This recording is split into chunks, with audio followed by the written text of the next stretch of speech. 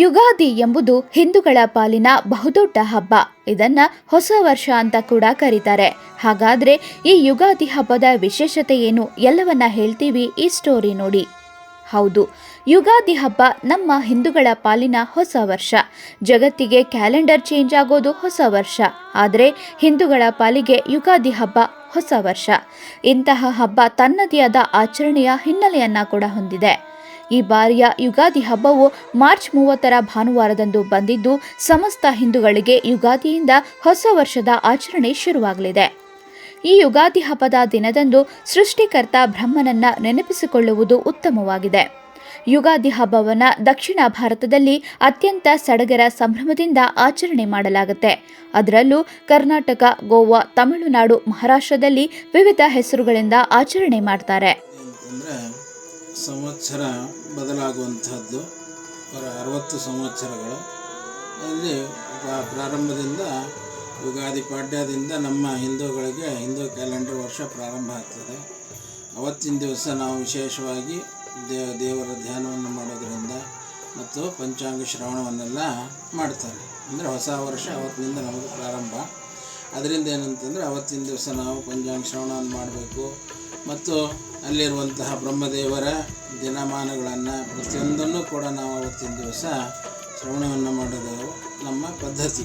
ಹಿಂದೂಗಳಲ್ಲಿ ವಿಶೇಷವಾಗಿರುವಂಥದ್ದು ಈಗ ಹೆಂಗೆ ಕ್ಯಾಲೆಂಡರ್ ವರ್ಷ ಜನವರಿಯಿಂದ ಪ್ರಾರಂಭ ಆಗುತ್ತೋ ಹಾಗೆ ಯುಗಾದಿ ಪಾಡ್ಯದಿಂದ ಪ್ರತಿಪದ ಚಾಂದ್ರಮಾನ ಯುಗಾದಿಯಿಂದ ಹಿಂದೂಗಳೆಲ್ಲ ಹೊಸ ವರ್ಷ ಪ್ರಾರಂಭ ಆಗ್ತದೆ.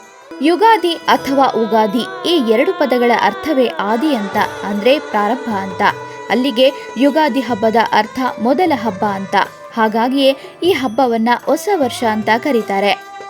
ಈ ಹಬ್ಬವನ್ನ ಆಚರಿಸುವ ಜನರು ಬ್ರಹ್ಮದೇವರ ಬಗೆಗಿನ ಹಬ್ಬವಾಗಿದೆ. ಬ್ರಹ್ಮದೇವನು ಯುಗ ಯುಗಗಳ ಸೃಷ್ಟಿಕರ್ತನಾಗಿರ್ತಾನೆ.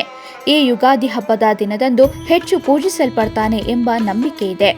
ಅಲ್ಲದೆ ಹಿಂದೂ ಧರ್ಮ ಗ್ರಂಥಗಳ ಮತ್ತು ಪುರಾಣಗಳ ಪ್ರಕಾರ ಯುಗಾದಿ ದಿನದಂದು ಬ್ರಹ್ಮದೇವರು ಬ್ರಹ್ಮಾಂಡವನ್ನ ಸೃಷ್ಟಿಸಲು ಪ್ರಾರಂಭಿಸಿದನು ಎಂದು ಹೇಳಲಾಗುತ್ತೆ.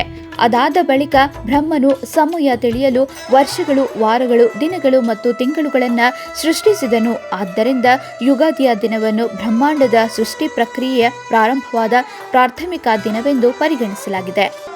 ನಾವೇನು ಪ್ರಾರಂಭ ಮಾಡ್ತೀವಿ ಅವತ್ತು ಮಾಡಿದ್ರೆ ನಮಗೆ ಇಡೀ ವರ್ಷದ ಫಲವನ್ನು ಕೊಡ್ತದೆ ಅನ್ನುವಂತಹ ನಂಬಿಕೆ.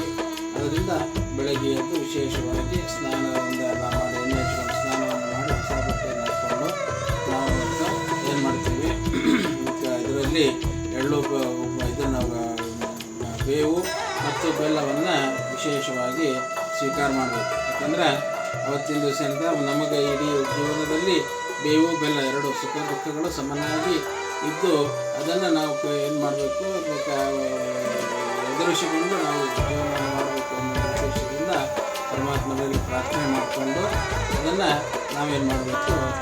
ಇನ್ನು ಯುಗಾದಿ ಹಬ್ಬದ ದಿನದಂದು ನಾವು ಬೇವು ಬೆಲ್ಲ ತಿನ್ನುವ ಸಂಪ್ರದಾಯವಿದೆ. ಅಂದ್ರೆ ನಮ್ಮ ಜೀವನದಲ್ಲಿ ವರ್ಷ ಪೂರ್ತಿ ಸುಖ ದುಃಖ ಎಲ್ಲವೂ ಸರಿಸಮನಾಗಿ ಇರಬೇಕು ಎಂಬ ಉದ್ದೇಶದಿಂದ ಈ ಯುಗಾದಿ ಹಬ್ಬದ ದಿನದಂದು ಬೇವು ಬೆಲ್ಲವನ್ನ ತಿನ್ನುವ ಸಂಪ್ರದಾಯವಿದೆ. ಒಟ್ಟಿನಲ್ಲಿ ಈ ಬಾರಿಯ ಯುಗಾದಿ ಹಬ್ಬ ಎಲ್ರಿಗೂ ಒಳ್ಳೆಯದನ್ನ ಮಾಡಲಿ, ಎಲ್ಲರ ಬದುಕು ಹಸನಾಗಲಿ. ಎಲ್ಲರಿಗೂ ಯುಗಾದಿ ಹಬ್ಬದ ಶುಭಾಶಯಗಳು.